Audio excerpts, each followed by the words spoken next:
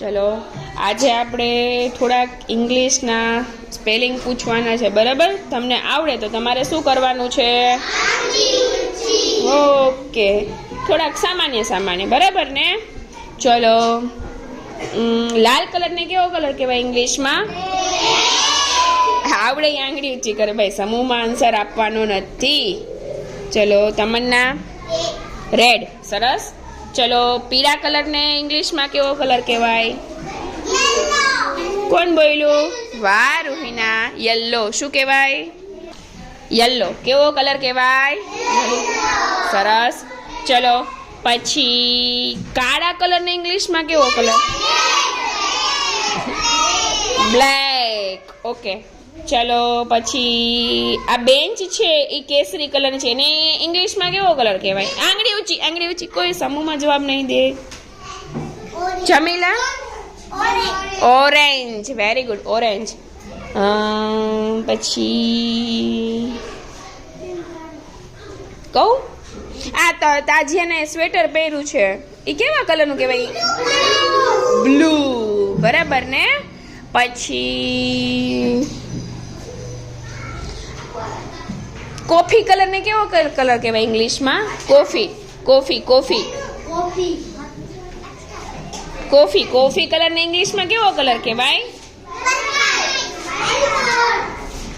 Coffee કલરને chocolate colour અથવા તો brown colour. કેવો કલર કહેવાય? ઓકે, ચલો પછી ગુલાબી કલરને કેવો કલર કહેવાય? પિંક. સરસ. પછી ઓલા આપણે પેટી છે લીલા કલરની, એને કેવો કલર કહેવાય? Green colour. Very good. ચલો પછી આપણે ટોપી પહેરીએ, ટોપીને ઇંગ્લિશમાં શું કહેવાય? કેપ. ચલો પછી આ ઘડિયાળ છે, ઘડિયાળને શું કહેવાય ઇંગ્લિશમાં? વોચ. પછી સફરજનને શું કહેવાય ઇંગ્લિશમાં? એપલ. પછી કૂતરાને શું કહેવાય ઇંગ્લિશ? ડોગ. ઓકે. છત્રીને શું કહેવાય ઇંગ્લિશમાં? આંગળી ઊંચી. મુનસીફા? અચ્છા, ઓકે, અમ્બ્રેલા કહેવાય કા? હવે કોને પૂછવાનું છે કહો? ઘોડાને શું કહેવાય ઇંગ્લિશમાં? શું કહેવાય અર્જુ? હોર્સ. Very good. ચલો પછી એ દરવાજાને ઇંગ્લિશમાં શું કહેવાય? દરવાજો છે એને શું કહેવાય English? Very good Moim. Door. શું કહેવાય? ડોર. Very good. ડોર યાની દરવાજો કહેવાય ને? મછલીને ઇંગ્લિશમાં શું કહેવાય? મછલીને ફિશ કહેવાય. સરસ. પછી આંખને ઇંગ્લિશમાં શું કહેવાય? આંખ. આઈ. શું કહેવાય? ક્યાં આઈ? હા, બતાવો. આઈ બતાવો. ચલો બધા પોતપોતાની આઈ બતાવો. Very good.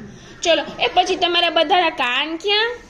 હા, ઓકે. પછી એને ઇંગ્લિશમાં શું કહેવાય કાન? આંગળી ઊંચી કરો.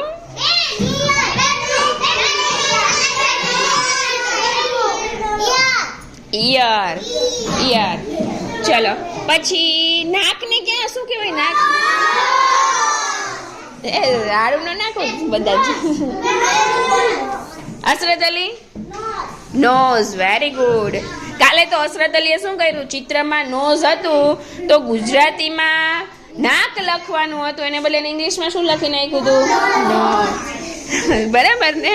ગુજરાતી લખવાનું છે ત્યાં નાક. હો, ચલો પછી તમારા બધાના આંગળા છે એને શું કહેવાય ઇંગ્લિશમાં? ફિંગર. પછી પગને શું કહેવાય ઇંગ્લિશમાં? શું કહેવાય? ફીટ. ઓકે, ફીટ કહેવાય ને લેગે કહેવાય ને? ચલો પછી હાથને શું કહેવાય ઇંગ્લિશમાં? હેન્ડ. પછી આ જીભને શું કહેવાય ઇંગ્લિશમાં? Tongue tongue